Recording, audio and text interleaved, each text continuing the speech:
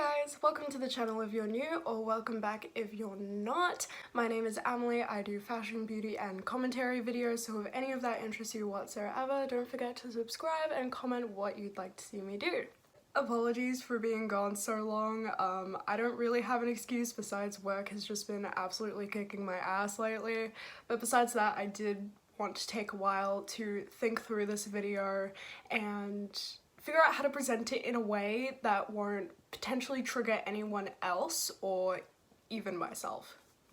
So today we are going to be talking about what having an eating disorder is really like. Everything from how it started, how people's perception of eating disorders impacted me personally, and what life is like now post/during recovery. Before we jump in, I'd like to give a fair warning that whilst I will not be disclosing any specific weights, I will be showing photos. This is only to break the stigma that everyone with an eating disorder has to be super skinny to be taken seriously in the eyes of the public or even medical professionals. Anorexia is a mental illness, not a physical one, and people from any size can suffer from it.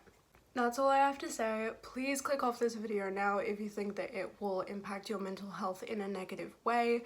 Drink some water, get some rest, eat your favorite food. I promise that the next video will be a lot more lighthearted than this one. Trust me.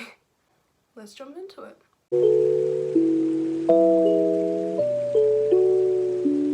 I was always a chubby kid growing up, and from the ages of about 12 to 14, I genuinely wished I could be anorexic. I looked up to people like Eugenia Cooney and all those pretty skinny Tumblr girls, and I thought they were so much better than me because they had self-discipline. I've always had issues with food, but at this point in time it was closer to binge eating than anything else. I was a massive introvert. I just stayed inside, played my Sims, watched my YouTube and ate nothing but chicken noodles all day, pretty much. I remember I heard that like Meghan Trainor interview during this time where she was like, oh, I tried to be anorexic and eat nothing but celery for 3 hours, but I gave in and ate a sandwich, and you know, I'm so jealous of anorexic people. I don't know exactly what she said, but that was the kind of the vibe of the video. And whilst I understood at the time that that was a very disgusting and insensitive thing to say, I will be honest, I felt the same. I kept telling myself that when I got older and moved out, that's when I would start losing weight, but I remember I was out with my sister and she told me something like, when you're going through puberty, you're physically losing and gaining fat cells, whereas when you finish puberty, those fat cells can only expand or contract. I don't know how true that is, but it's what really motivated me to start losing weight at the age of about 14. I really did start out from a good place of just trying to get healthier, but where I went wrong was I greatly overestimated how many calories were in things. I didn't have any kind of calorie tracker. I frankly was too lazy to calculate them on my own, so I just kind of guesstimated how much a meal would be, and I guessed that the dinner that my parents would cook for me was about 1,000 calories. That was the one thing I knew that I would have to eat every day, otherwise my parents would start asking questions. 1,000 calories. So I would barely eat for the rest of the day so I could eat all of my dinner. In reality, these meals were only like 300 to 500 calories, but I didn't know that at the time. Obviously, I started dropping weight like crazy. I lost 10 kilos in the first 2 to 3 months, and I was really happy with myself. The next year, I moved schools and I downloaded a calorie counter onto my phone because at my dad's house, I did have full control over what I ate. I found out how little I was actually eating a day. I was even happier with myself. I was proud of myself that I finally had the self-discipline that I had always wanted. At this new school, I saw other people glorifying anorexia, but the main issue is that this one girl in particular would glorify me specifically. In a way that I would glorify all of those Tumblr girls when I was young. She was constantly asking me for weight loss tips, asking me how I got past hunger pains, asking me how it feels that I'm so skinny, asking me how much more weight I'm going to lose. It's made me feel really trapped and forced to push myself further. It solidified that people would notice if I gained weight, and I thought my world would just crumble if anyone ever pointed it out. As I've said, I was a pretty chubby kid. Even at the height of my eating disorder, I was not even close to what people would picture when they picture anorexic. In fact, I opened up to my boyfriend at the time about what was going on and how I felt like I was slipping into it, and he quite literally said, "You're kind of fat, but it's okay, I still think you're hot," and was like shocked that I was mad at him. I'm a little embarrassed that I stayed with I'm a lot embarrassed that I stayed with him for so long after that. As I went from overweight to healthy, I was seen as a success story, and people would constantly tell me how much better I looked now that I had lost all this weight, that I was looking so much better, that I must feel so good, I must feel so healthy. And this was one of the main reasons that I denied that I was even sick. Even though I was passing out at school, had days where I would refuse to eat and couldn't get out of bed whatsoever, I thought it was being healthy because I looked healthy. People told me that they were proud of me for losing weight.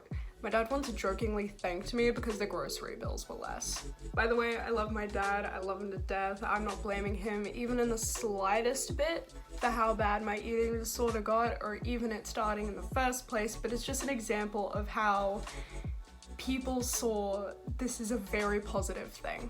A lot of those issues I mentioned before, like fatigue, passing out, I did try to see doctors for. In hindsight, they were very, very clearly from malnutrition, but at the time I didn't even consider that because I was healthy. Doctors thought the same. Sadly, because of this, I still have a lot of health issues stemming from prolonged malnutrition. And that is the perfect segue into my next topic.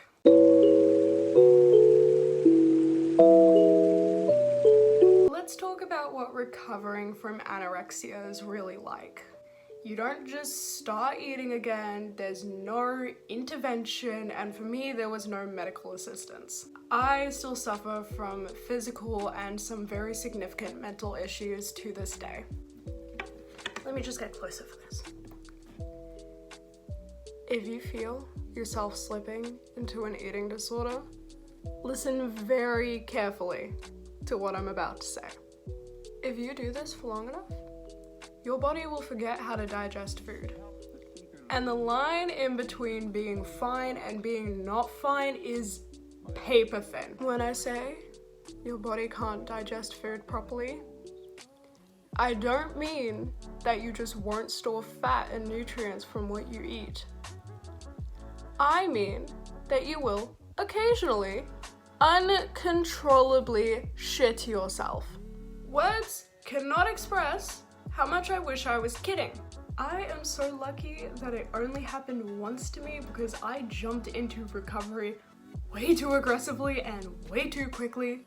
Unluckily, it happened when I was walking home from school and I was still like 2 blocks away from my house and my parents were at work, so I just had to like tolerate it until I got home. Yes, recovery will either honestly take years or you will have a shit story. That gets the honestly disgusting portion of this segment out of the way. Let's get into what I would consider the good after effects. Yes, for me, there is some.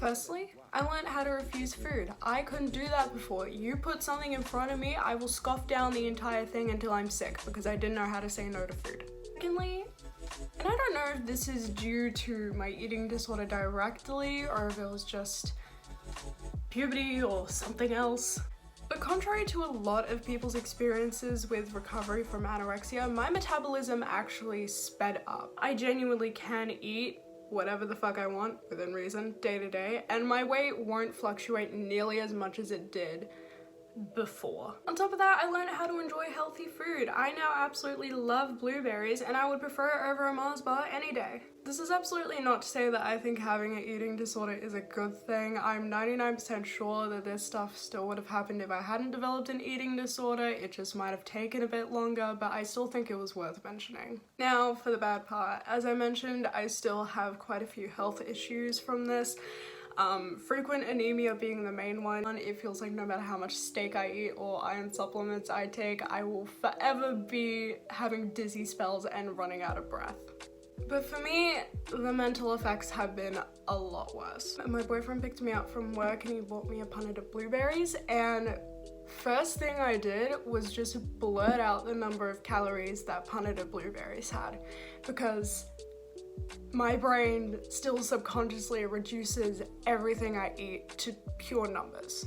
But the most prominent effect of anorexia that I still deal with every day is pretty severe food anxiety, especially around eating in front of people. At job, they cook us lunch and we eat all together, which I thought I would be fine with, and I tried to be fine with for a good while, but I realized that every single lunchtime somebody comments on how little I'm eating or how much I'm eating, and it made my blood run hot, and I couldn't touch a bite of that food after, because I would feel like everyone in the room was staring at me and judging me. Another form of this is that I cannot bring myself to eat in front of someone unless they are also eating. I could be absolutely starving and about to work a 6-hour shift, but if they're also not hungry, I refuse. I just can't.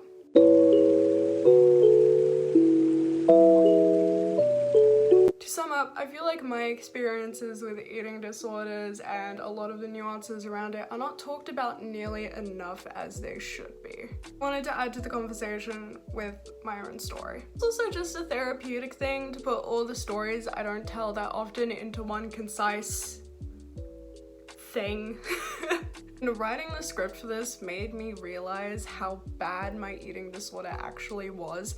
There were a lot of things that I didn't talk about, like specifically what I would eat in a day and specifically how many calories I would eat a day, but getting me thinking about it again made me realize how dangerously low they were. Honestly, to this day, I'm somewhat in denial that I even had one, just because for so long I thought I was being healthy. That's why I denied my eating disorder, because everyone told me I was being so healthy. Admittedly, I'm still not entirely satisfied with my body. I think it's okay, but I just wish I could be like a tiny bit smaller. But the issue is, it is especially difficult for me to try to lose weight now, because if I try to use any calorie tracker, it becomes a competition. If I put any restrictions on my eating, I put a billion restrictions on my eating. Pretty much, I can't think too hard about what I'm eating still, because it'll just cause me to go into this little toxic spiral. All that said, thank you guys for listening to me ramble. Please give this a like if you enjoyed it. Consider subscribing if you want to hear my voice again. And again, comment if there's any topics that you guys would like me to talk about, or just anything that you'd like to see me do, pretty much. My Instagram and TikTok are at squish_nought. I don't really have accounts on anything else. Add my old Movie Star Planet account. I don't know, I'll throw that up on screen just for shits and giggles. Have a wonderful day. I'm happy that you've made it to the end of the video. It was quite a heavy one. I swear the next one will be very lighthearted. Bye guys.